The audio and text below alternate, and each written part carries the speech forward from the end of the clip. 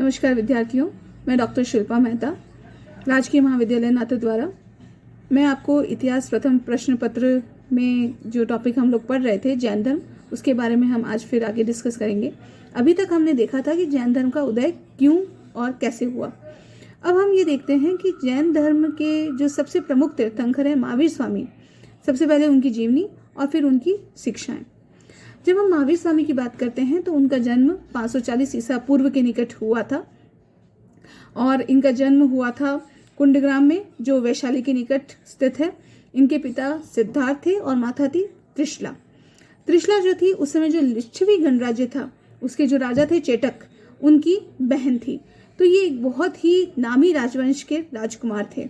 इनका बचपन का नाम था वर्धमान और इनका विवाह बाद में जब हुआ तो इनकी जो पत्नी थी उनका नाम था यशोदा और इनकी एक पुत्री भी हुई थी जिसका नाम था प्रियदर्शना।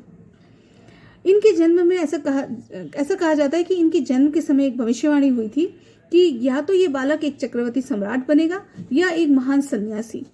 तो जैसा कि हम जानते हैं कि चक्रवर्ती सम्राट तो नहीं, लेकिन ये जैन धर्म के महान तीर्थंकर जरूर बने, जिनकी शिक्षाएं आज भी मौजूद है, जिसका पालन जैन धर्म के लोग आज भी कर रहे हैं।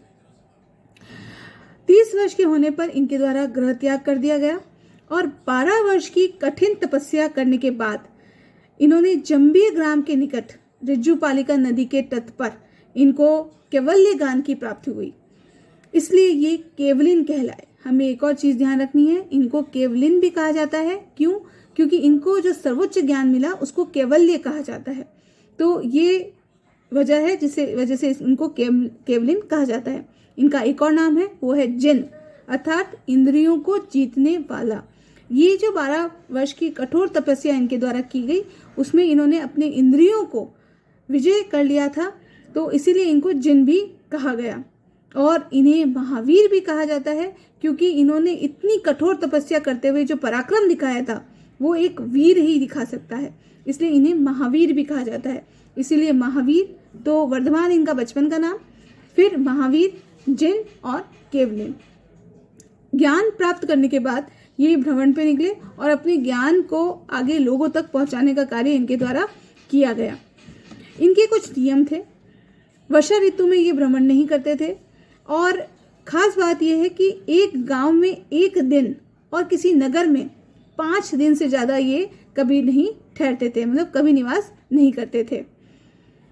इनके जो शिष्य थे वो बहुत बड़े राजवंशों के राजा भी इनके शिष्य रहे हैं, जैसे वैशाली के राजा चेटक, मैंने अभी बताया था जैसे पूर्व में आपको कि इनकी मामा ही एक तरह से थे चेटक, तो वो इनके शिष्य बने। बिंबिसार मगध के राजा, हम जानते हैं उनके बारे में। अवंती के राजा प्रद्योत, वो भी इनको मानते थे और उन्होंने जैन धर्म का अंगीकार किया था। जब हम इनके धर्म में जिस स्त्री ने सबसे पहले भिक्षुणी का होने का गौरव प्राप्त किया वो थी चंदना, आपको ये भी ध्यान रखना है।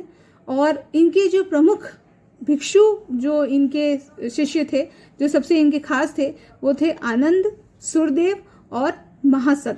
ये इनके सबसे प्रमुख शिष्य थे। इनकी मृत्यु 72 वर्ष में पावापुरी में हुई थी और इनके द्वारा जो अपना पहला उपदेश दिया गया वो राजगृह के निकट विपुलचल जो पहाड़ियां हैं वहां पर दिया गया था। जब हम इस धर्म की बात करते हैं तो सबसे पहले हमें देखना है कि इनकी शिक्षाएं क्या है। तो आज हम सबसे पहले बात करते हैं त्रिरत्न की। आखिर त्रिरत्न क्या है?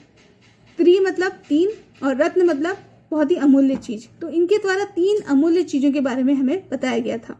वो है सम्यक दर्शन, सम्यक ज्ञान और सम्यक चरित्र। अर्थात सम्यक दर्शन से संबंध मतलब है जैन धर्म के उपदेशों में सत्य में विश्वास ही सम्यक दर्शन कहलाता है। अब हम सम्यक ज्ञान किसे कहते हैं? जैन धर्म एवं उसके सिद्धांतों का ज्ञान ही सम्यक ज्ञान है। और जब हमें सम्यक ज्ञान प्राप्त हो जाता है तो वो हमारा क्या विकास करता है? सम्यक चरित्र, अर्थात जो कुछ भी जाना जा चुका है और जो सही है उसके हिसाब से अगर हम कर्म करें तो वही हमारा सम्यक चरित्र बनाता है। तो ये 3 रत्न जो है वो महावीर स्वामी द्वारा दिए गए थे, सम्यक दर्शन, सम्यक ज्ञान और सम्यक चरित्र। इसके अलावा उनके द्वारा 2 और शिक्षाएं हमको दी गई थी, संवर और निर्जरा। संवर की परिभाषा क्या है? त्रिरत्न के पालन से कर्मों का जीव की ओर बहाव रुक जाता है, उसे ही संवर कहते हैं। वापस मैं आपको समझाती हूँ। त्रिरत्न के पालन से, त्रिरत्न जो मैंने अभी आपको बताया, सम्यक दर्शन, सम्यक ज्ञान और सम्यक चरित्र, उसके पालन से जो कर्मों का जीव की ओर बहाव जो होता है, अर्थात आपको हम डेली उसमें भी जानते हैं कि हम ऐसे बोलते हैं कि अच्छे कर्म करने चाहिए क्योंकि जिससे हमारा जो अगला जन्म है वो अच्छा हो। तो अगर हम त्रिरत्न का पालन करेंगे तो जो कर्मों का बहाव है, जो हम काम अभी कर रहे हैं, वो हमारे प्रति उनका जो इकट्ठा होने का जो तरीका है, जो हम कहते हैं कि इनकी वजह से हमारे को अगले जन्म में कुछ कैसी घटनाएं होंगी वो इस पे डिपेंड करती है, तो वो चीज़ जो है वो वहीं पर रुक जाएगी। तो उसके लिए आपको क्या करना है? त्रिरत्न का पालन करना है, अर्थात जैन धर्म के सिद्धांतों का पालन करना है। तो कर्मों के बहाव को अगर आपको रखना है ताकि वो अगले जन्म के लिए आपके इकट्ठे नहीं हो, तो आपको वो संवर कहलाएगा त्रिरत्न का पालन करने पर। फिर निर्जरा क्या है? जब आप त्रिरत्न का पालन कर रहे हैं और जब संवर की उपाधि आप प्राप्त कर लेते हैं, अर्थात आप संवर में हो जाता है कि आपके जो इस जन्म के बहाव कर्म है वो रुक जाते हैं, तब आप अपने पुराने जन्मों के कर्मों के बहाव को भी रोक सकते हैं। इसके बाद पहले से जीव में जो व्याप्त कर्म के जो बहाव हैं, जो पिछले जन्म की वजह से उनके इस जन्म में वो उसको झेल रहे हैं, वो भी खत्म होने लगते हैं, उसे ही निर्जरा कहा गया है। तो हम ये कह सकते हैं कि पहले से जीव में जो व्याप्त कर्म है वो समाप्त होने लगते हैं और इसे ही निर्जरा कहा जाता है। और इसके बाद हमें मोक्ष की प्राप्ति हो जाती है। और इसकी प्राप्ति के लिए महावीर ने तप और काया क्लेश पर बल दिया था।